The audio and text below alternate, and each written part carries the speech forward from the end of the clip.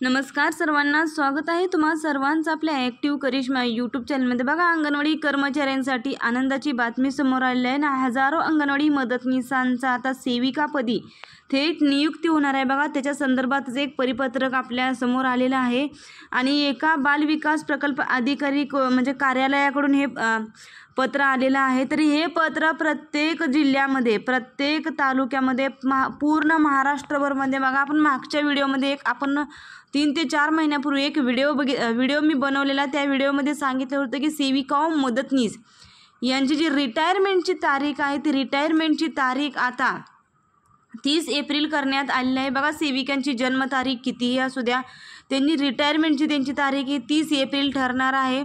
तर 30 एप्रिल रोजी ज्या अंगणवाडी सेविका रिटायर होणार आहेत त्या सेविकांचे रिटायर झालेल्या ठिकाणी नवीन पदभरती होणार आहे आणि ती नवीन मदतनीसांचं थेट नियुक्तीद्वारे कशा पद्धतीने त्यांची नियुक्ती होणार याच्या संदर्भातच आपल्यासमोर एक परिपत्रक आलेलं आहे। तर हे परिपत्रक मी तुमच्यासमोर सांगत आहे, तर व्हिडिओ शेवटपर्यंत पहा आणि आपल्या ॲक्टिव्ह करिश्मा यूट्यूब चॅनलवर जर नवीन असाल तर आज आपल्या चॅनलला सबस्क्राईब करून घ्या, जेणेकरून येणाऱ्या नवीन व्हिडिओचे अपडेट आणि माहिती सर्वात प्रथम तुम्हाला भेटेल।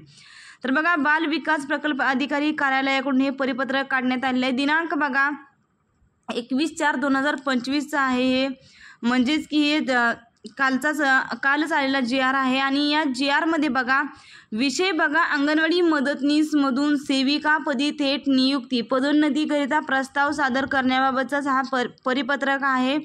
आणि नक्की या परिपत्रकात काय म्हटलेलं आहे, कोणत्या अंगणवाडी मदतनीसांचं प्रमोशन होणार आणि प्रत्येक बघा जिल्ह्यामध्ये जागा वेगवेगळ्या असणार आहेत, प्रत्येक तालुक्यामध्ये जागा कमी जास्त प्रमाणात असणार आहेत। तर ह्या GR मध्ये फक्त 2च जागा आहेत, तर पण सदर जे ठिकाण आहे त्या ठिकाणामध्ये 2च अंगणवाडी मदतनीसांचं इथं प्रमोशन होणार आहे।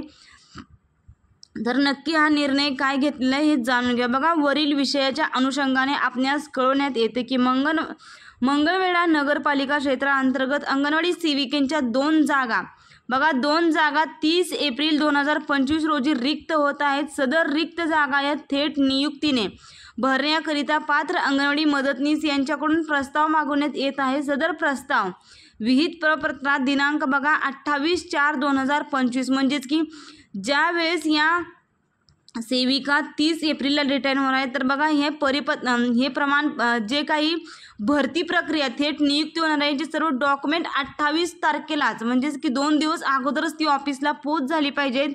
आणि बघा 28/4/2025 रोजी सायंकाळी 6 वाजेपर्यंतच कार्यालयात सादर करण्यात यावे। उशिरा प्राप्त झालेल्या प्रस्तावाचा विचार केला जाणार नाही याची नोंद घ्यावी। प्रस्तावाचा नमुना सोबत जोडलेला आहे। तर बघा, बाल विकास प्रकल्प अधिकारी नागरी, तर बघा अशा पद्धतीने हे पत्र आपल्या समोर आल्याचा प्रस्ताव बघा कशा पद्धतीने असणार। बघा, प्रस्तावामध्ये या सर्व बाबी नमूद करायच्या आहेत। बघ, जसं की अंगणवाडी मदतनीसांचं नाव, सध्या अंगणवाडीचा क्रमांक व पत्ता, जन्मदिनांक बघा जन्म तारखेचा साक्षांकित पुरावा सोबत सादर करायचा आहे। वय बघा, वय वर्ष ही महिना दिनांकात द्यायचा आहे। रुजू दिनांक बघा, ज्यावेळेस त्या अंगणवाडी मदतनीस या पदावर रुजू झाल्या तर त्यावेळेसचा त्यांचा दिनांक तो सुद्धा सादर करायचा आहे। सेवा कालावधी बघा, म्हणजे सेवा कालावधी म्हणजेच की अंगणवाडी मदतनीस या पदावर किती वर्ष किती महिने त्यांची सेवा झालेली आहे हे सुद्धा नमूद करायचं आहे। त्यानंतर बघा शिक्षण बघा 10वी पास, म्हणजे 10वी पासच्या वरच्या ज्या मदतनीस आहेत त्यांचं तिथं प्रमोशन होणार आहे। बघा, 10वी पास व इतर सर्व शैक्षणिक बाबींच्या प्रती सोबत जोडायचं आहे। स्थानिक रहिवासी बघा, स्थानिक रहिवासी पुरावा सुद्धा सोबत जोडायचा आहे। आणि अपत्याबाबतचा दाखला बघा, तिसरे अपत्यानंतर नसल्याबाबतचे घोषणापत्र जोडायचं आहे। खूप महत्त्वपूर्ण ही भरती होणार आहे। बघा, सेविकापदी मदतनीस या प्रवर्गातून सेविकापदी थेट नियुक्ती होणार आहे। त्यामुळे भरपूर अशा अंगणवाडी मदतनीस आहेत की ज्यांचं शिक्षण जास्त झालेलं आहेत, MA BEd DEd झालेल्या मदतनीस आहेत, तर त्यांना इथं प्रमोशन भेटण्याचा नक्कीच लाभ भेटणार आहे। त्यांची सेविकापदी इथं निवड होण्यास त्यांना मदत भेटणार आहे। ज्यावेळेस बघा याची निवड यादी प्रसिद्ध होईल, निवड यादीसुद्धा प्रसिद्ध होत असते, तर मी तुम्हाला निवड यादीसुद्धा या व्हिडिओच्या माध्यमातून सांगणार आहे। त्यामुळे तुम्ही चॅनलला सबस्क्राईब करून ठेवा। बघा, खाली काय लिहिलं आहे ते पाहून घ्या। बघा, वरील प्रमाणे ज्यांची कमीत कमी 2 वर्ष सेवा झालेली आहे व 10वी उत्तीर्ण आहे अशा पात्र अंगणवाडी मदतनीस यांनीच प्रस्ताव सादर करा। बघा, ज्या जुन्या मदतनीस आहेत त्यांचं शिक्षण 7वी 8वी झालेलं आहे, तर अशा मदतनीसांना इथं प्रमोशन भेटणार नाही. कमीत कमी शिक्षण 10 वर्ष असणे आवश्यक आहे. तसेच बघा त्यांनी अंगणवाडी मदतनीस या पदावर 2 वर्ष सेवा करणे गरजेचे आहे.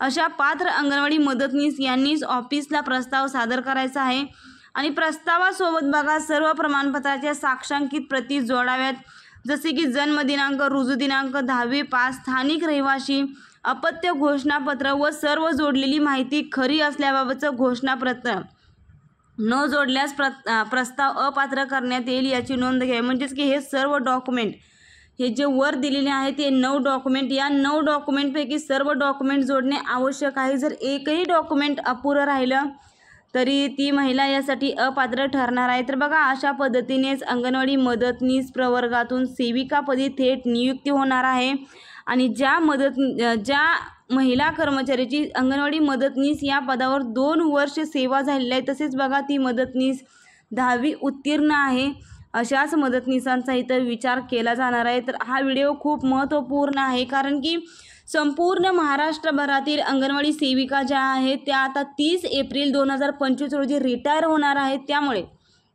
सर्वच ठिकाणी अशी जाहिरात आलेली असेल आणि हा व्हिडिओ खूप महत्त्वपूर्ण आहे. जास्तीत जास्त अंगणवाडी ताईंना शेअर करा आणि अशाच अंगणवाडीबद्दल नवनवीन अपडेटसाठी आणि माहितीसाठी तुम्ही आजच आपल्या ॲक्टिव्ह करिश्मा यूट्यूब चॅनलला सबस्क्राईब करून ठेवा, जेणेकरून येणाऱ्या नवीन व्हिडिओचे अपडेट आणि माहिती सर्वात प्रथम तुम्हाला भेटेल. व्हिडिओ खूप महत्त्वपूर्ण आहे. व्हिडिओसाठी एक लाईक नक्कीच करा. धन्यवाद.